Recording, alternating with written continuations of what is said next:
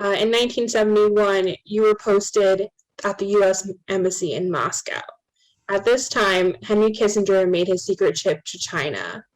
Being in Moscow during that time, how did this trip affect the geopolitical relationship with the Soviet Union and with the Cold War? It was a world-shaking event.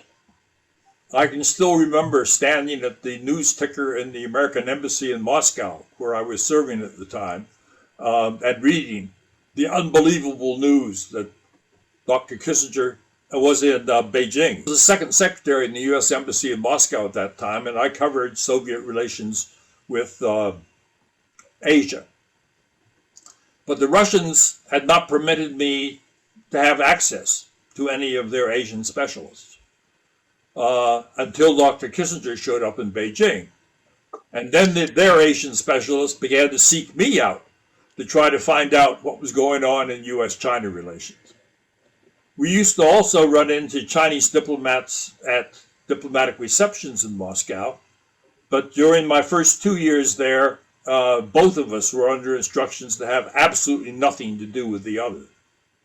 But during my last year in Moscow, we began to have conversations together, and much to the frustration of the other diplomats who were eavesdropping on our conversations, we talked in Chinese rather than in Russian or English, and they didn't know what was going on. But they were very limited contacts at that time.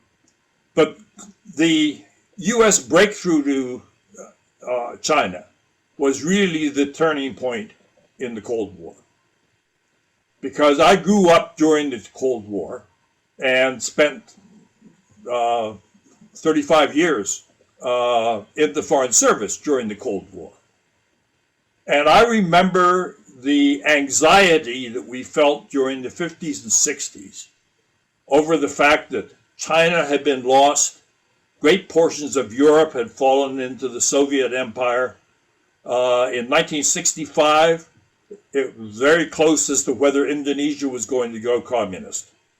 And we had fought wars in Korea and in Vietnam because of our concern about expansion of the communist world.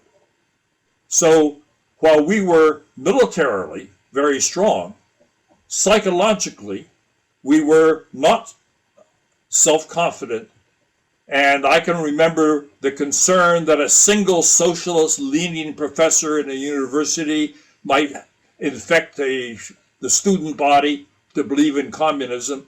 During the McCarthy period, those were the types of fears, that the communists had infiltrated our society and that we were in danger of being subverted from within.